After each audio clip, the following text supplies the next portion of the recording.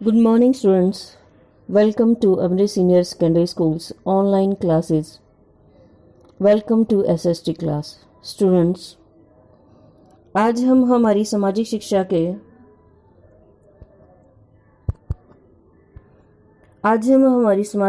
के चौथे भाग नागरिक शास्त्र के पहले अध्याय, जिसका नाम है भारतीय संविधान की मूल विशेषताओं, का दूसरा भाग करने जा रहे हैं, जो कि ई बुक के पेज नंबर 140 से शुरू होकर 141, 142, 143 पर है। बच्चों, आइए हम अपना पाठ शुरू कर देते हैं। सबसे पहले है संविधान की प्रमुख विशेषताएं। पहला पॉइंट है लंबा और विस्तृत संविधान। दूसरा, लचीला और कठोर संविधान। तीसरा, संघात्मक सरकार। चौथा, स्वतंत्र और निष्पक्ष न्यायपालिका। पांचवा, संसदीय सरकार। छठवां, प्रभुत्व जनता के पास और वयस्क मताधिकार। सातवां, मौलिक अधिकार और राज्य की नीति के निर्देशक सिद्धांत। आठवां, नागरिकों के मौलिक कर्तव्य। 9th, राष्ट्रपति की आपातकालीन शक्तियाँ। 10वां, अनोखी विशेषताएं। आइए बच्चों, हम सबसे पहला पॉइंट लंबा और विस्तृत संविधान पढ़ते हैं।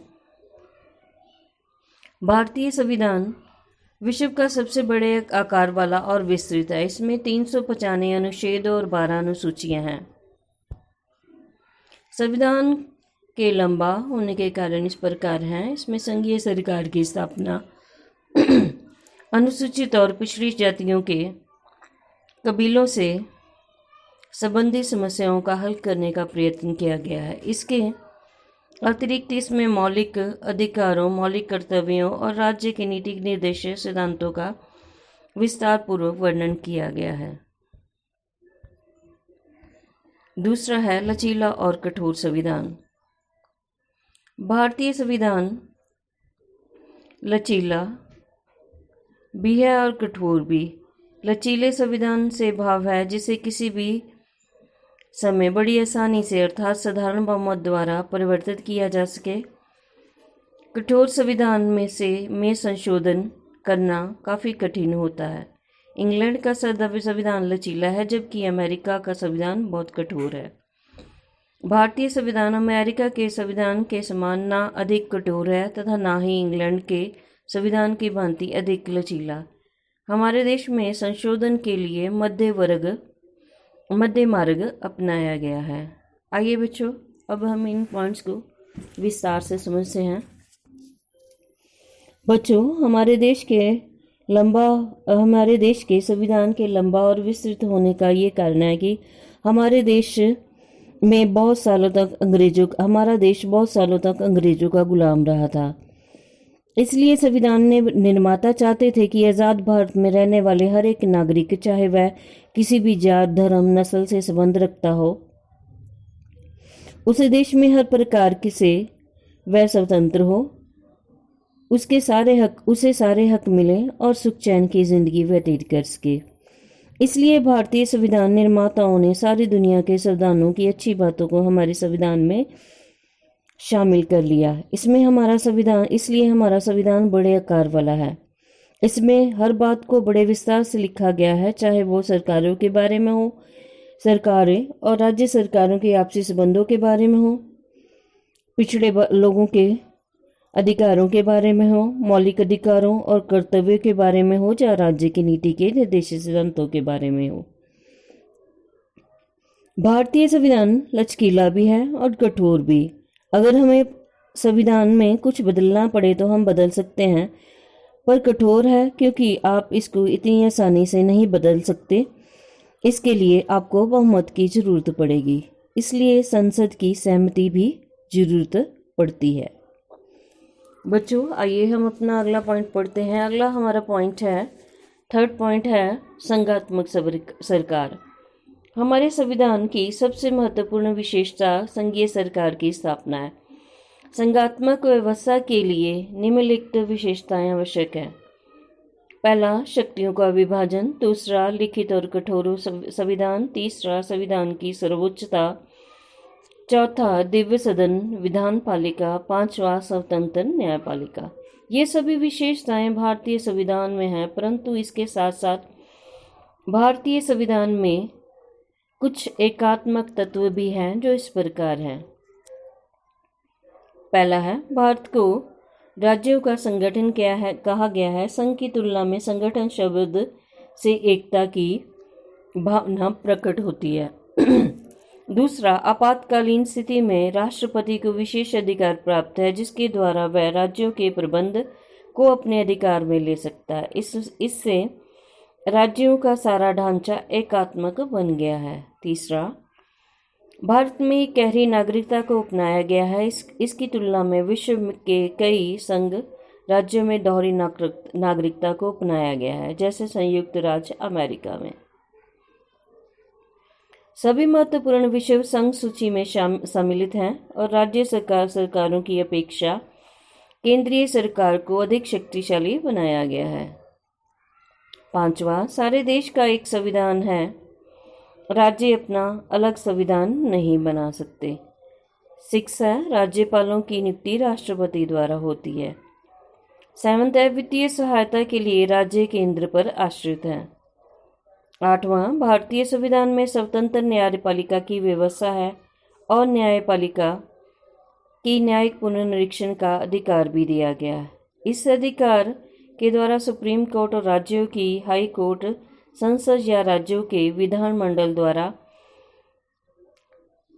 पारित किसी भी कानून को संविधान विरुद्ध घोषित कर सकती है। उपयुक्त शब्दों से पता चलता है कि भारतीय संविधान की बनावट की दृष्टि से संघात्मक पर वास्तव में एकात्मक है। हमारा नेक्स्ट पॉइंट है स्वतंत्र और निष्पक्ष न्यायपालिका।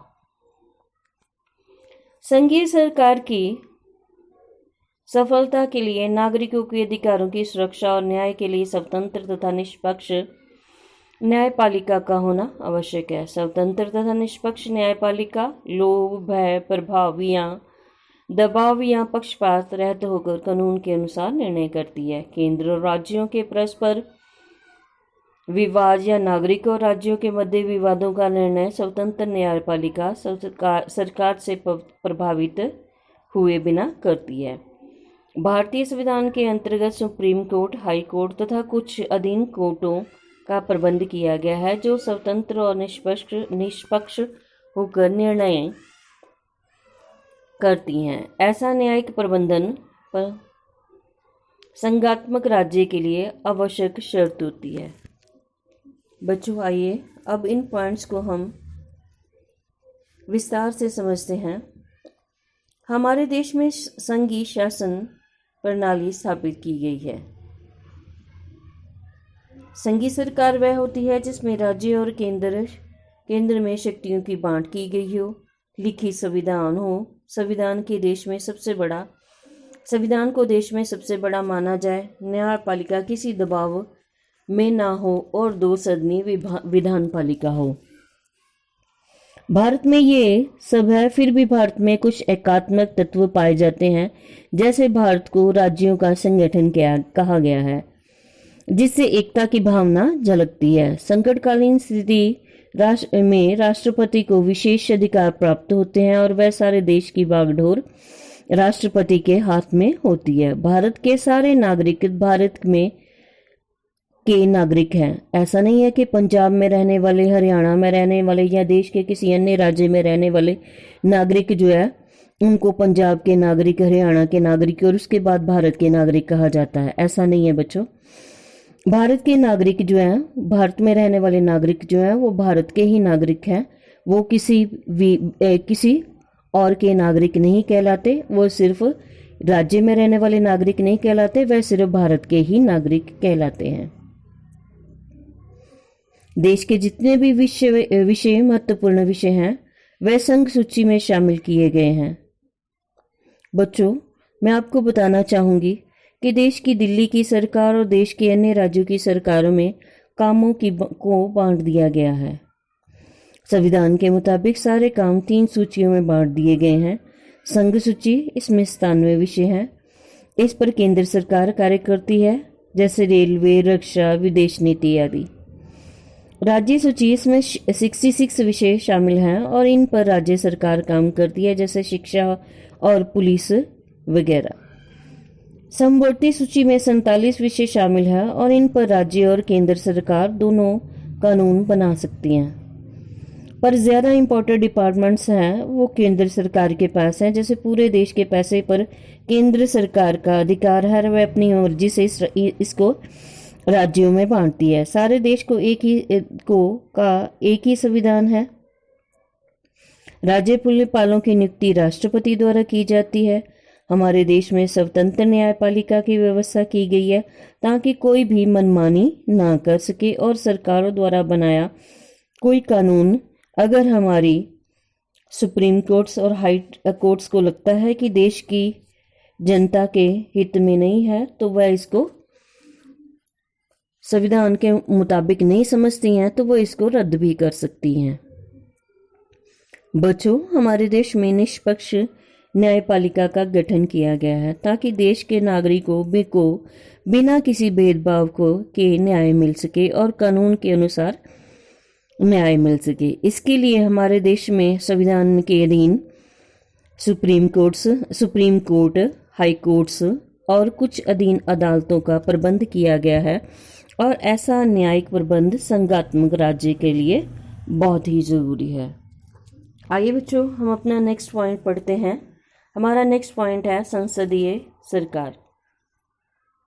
भारत में संसदीय सरकार की स्थापना की गई है।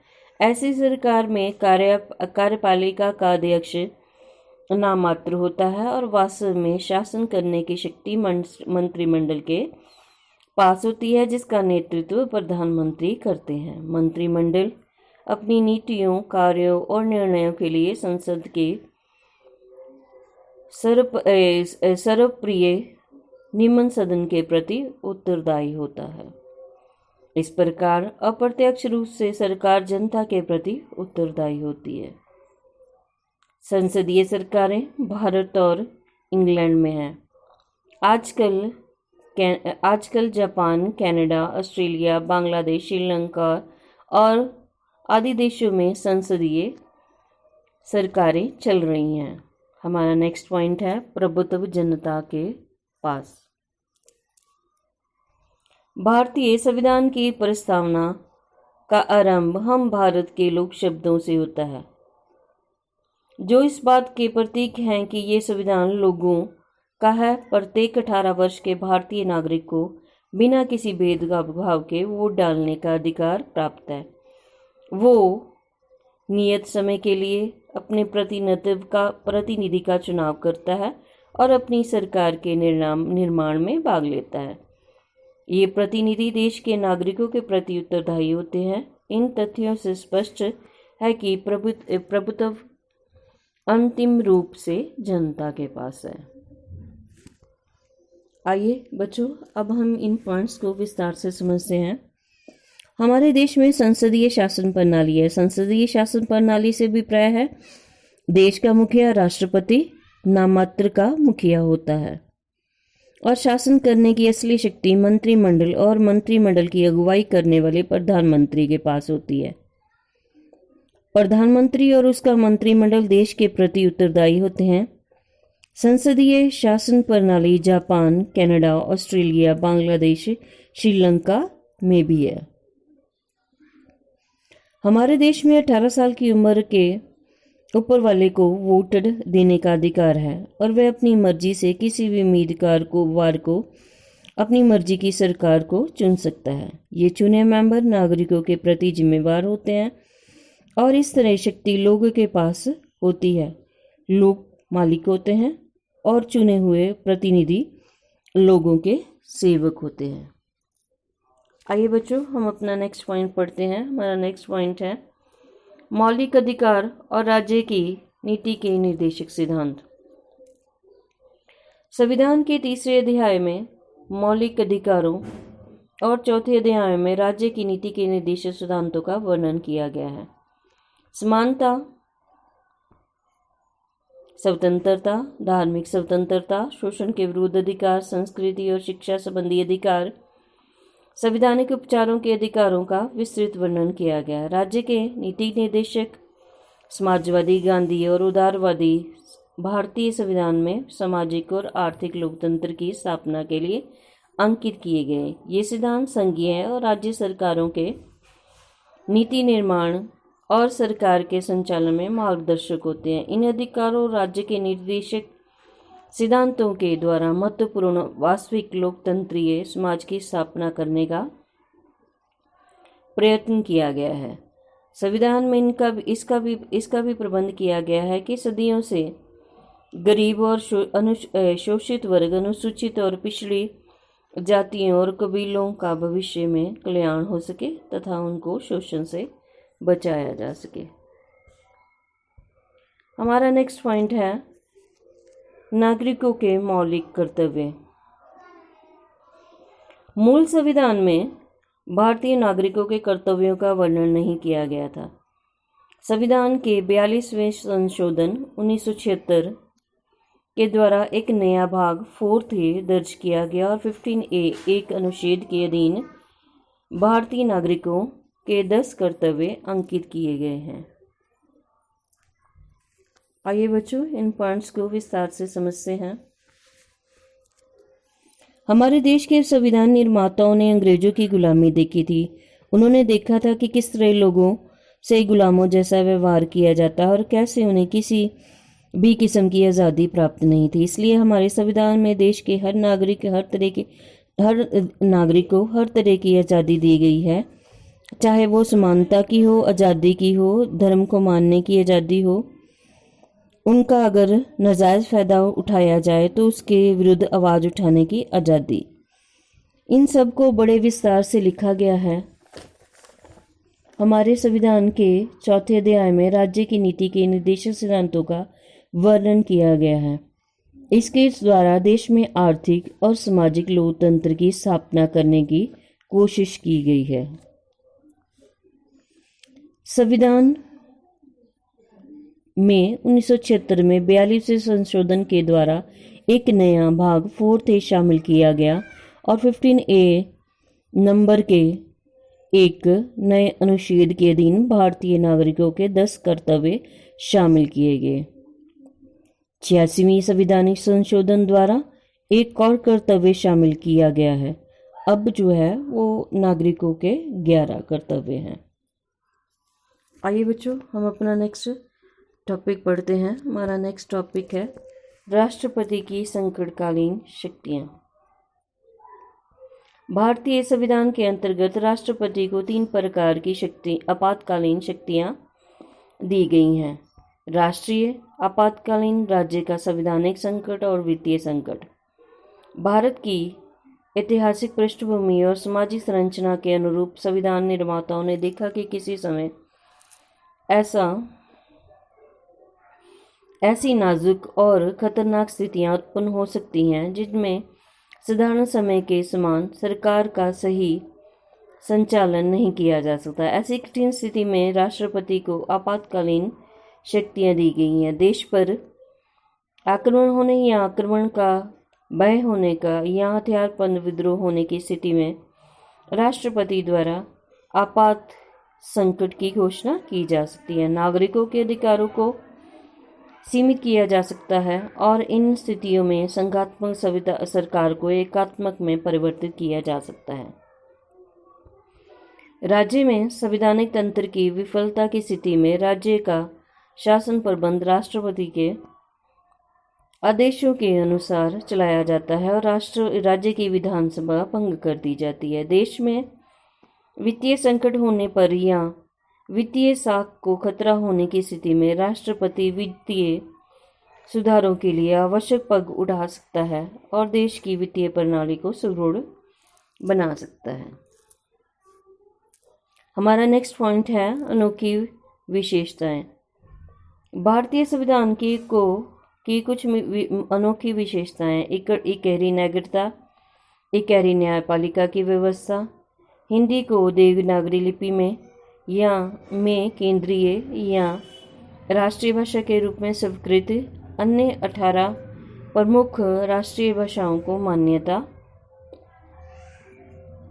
दल परिवर्तन पर पाबंदी, छूत की समाप्ति, संवैधानिक मान्यता के बिना संपत्ति का अधिकार, कठोरता, लचीलेपन का मिश्रण, कई स्रोतों से संविधान निर्मित करना आदि हमारे संविधान की अनोखी विशेषताएं हैं। भारत का समाज विविधतापूर्ण है।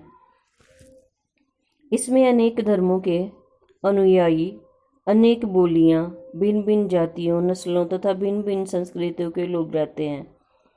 यहाँ कई अल्पसंख्यक और विभिन्न वर्गों के लोग रहते हैं। संविधान इन अल्पसंख्यकों और वर्गों को अपना अस्तित्व रखने और विकास के समान अवसर प्रदान करने का आश्वासन देता है।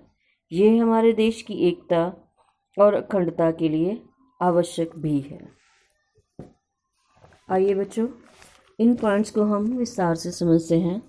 हमारे संविधान में राष्ट्रपति को संकटकालीन शक्तियां दी गई हैं। संकटकालीन से अभिप्राय है देश में अचानक से ऐसी स्थिति पैदा हो जाए कि जैसे हमारा देश चल रहा हो, ना चलाया जा सके, तो राष्ट्रपति देश में संकटकालीन स्थिति की घोषणा करके देश की बागडोर अपने हाथों में ले सकता है। ऐसे 3 मौके हो सकते हैं। पहला, अगर देश पर किसी दूसरे देश द्वारा हमला कर दिया जाए। दूसरा, अगर देश में ही हथियारबंद विद्रोह हो जाए या फिर देश में वित्तीय संकट हो। राष्ट्रपति ऐसी अवस्था में वित्तीय सुधार करने के लिए कदम उठा सकता है और देश की वित्तीय प्रणाली को मजबूत कर सकता है। हमारे संविधान में और भी कई विचित्र विशेषताएं हैं, जैसे इकहरी नागरिकता। भारत देश में रहने वाला सिर्फ भारत का नागरिक है, चाहे वह देश के किसी भी राज्य में रहता है, वह सिर्फ भारत का नागरिक है, किसी राज्य का नहीं। हिंदी को राष्ट्रीय भाषा और बाकी और 18 भाषाएं को संवैधानिक मान्यता दी गई है। छुआछूत को समाप्त करना, संपत्ति का अधिकार देना। भारत में अनेकों धर्मों के मानने वाले, बोलियां बोलने वाले, भिन्न भिन्न जातियों और नस्लों के और अलग अलग सभ्यताओं के लोग रहते हैं। यहाँ पर कम गिनती लोग और वर्गों के लोग रहते हैं। इनको अपना वजूद बनाए रखने और विकास करने के अवसर प्रदान हो की गारंटी संविधान देता है। ये हमारे देश की एकता और अखंडता के लिए जरूरी है। बच्चों, आशा करती हूँ कि मेरे द्वारा संविधान के बारे में जो बताया गया है वो आपको समझ में आ गया होगा। अब बेटा जी, आपको इस ऑडियो को अच्छी तरह से सुनकर और ई बुक के पेजेस को अच्छी तरह से पढ़कर, जो कि आपकी को इस लेसन में साथ में ही दिए गए हैं, अच्छी तरह से पढ़ के मेरे द्वारा पूछे प्रश्नों का आपने उत्तर देना है और इसको अपनी कॉपीज पर लिखकर मेरे पर्सनल नंबर पर चेक करने के लिए सेंड करना है। आपके क्वेश्चंस हैं, पहले 2 MCQ हैं। पहला है, मौलिक अधिकारों के ऊपर निम्नलिखित शक्ति कार्य करती है। 4 ऑप्शंस दिए गए हैं बेटा जी, आपको इसमें से सही ऑप्शन चुनना है। नेक्स्ट है, नीति के निर्देशित सिद्धांतों का मूल आधार है।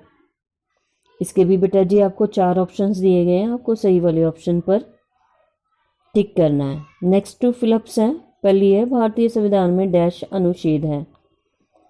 नेक्स्ट है, भारतीय संविधान के अधीन राष्ट्रपति को 3 प्रकार की डैश शक्तियां दी गई हैं। नेक्स्ट ट्रू फॉल्स है, राज्यपालों की नियुक्ति प्रधानमंत्री द्वारा होती है। ये स्टेटमेंट सही है या गलत, आपको ये लिखना है। थैंक यू बेटा जी।